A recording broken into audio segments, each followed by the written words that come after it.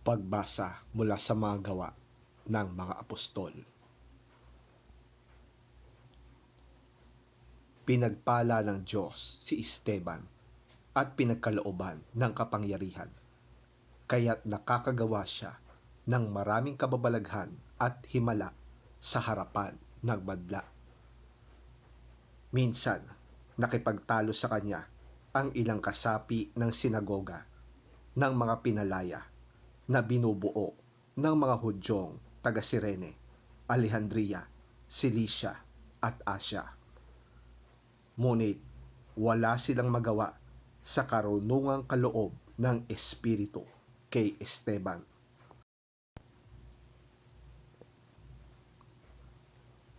Nagalit kay Esteban ang buong Sanhedrin nang marinig yon at nagngit-ngit sila laban sa kanya. Ngunit si Esteban, na puspos ng Espiritu Santo, ay tumingala sa langit at nakita niya ang kaluwalhatian ng Diyos at si Jesus na nakatayo sa kanan ng Diyos. Kaya't sinabi niya, "Nakikita kong bukas ang kalangitan at ang anak ng tao na nakatayo sa kanan ng Diyos."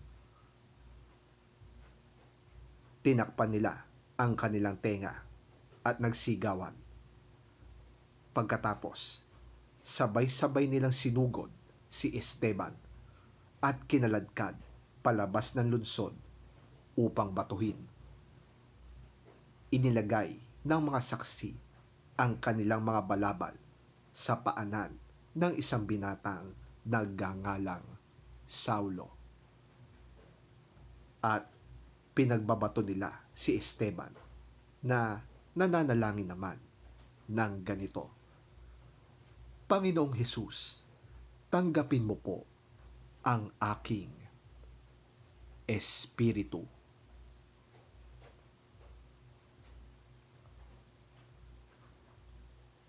Ang salita ng Diyos. Salamat sa Diyos.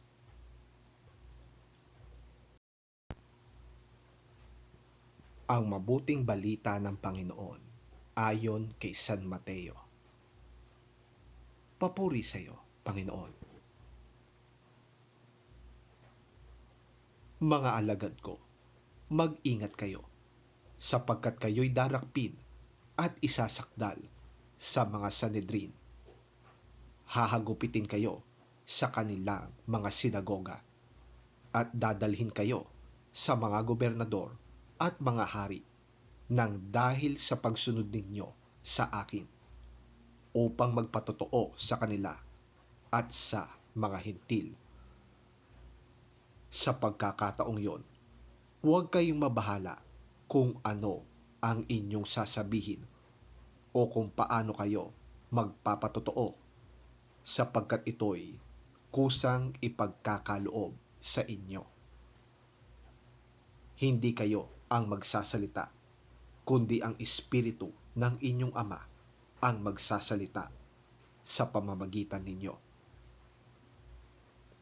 Ipagkakanulo ng kapatid ang kanyang sariling kapatid upang ipapatay. Gayon din ang gagawin ng ama sa kanyang anak, at lalabanan ng mga anak ang kanilang mga magulang at ipapapatay ang mga ito. Kapopuotan kayo ng lahat dahil sa pagsunod sa akin, ngunit ang mananatiling tapat hanggang wakas ang siyang maliligtas.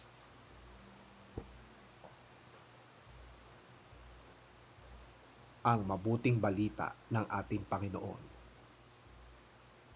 Pinupuri ka namin, Panginoong Hesukristo.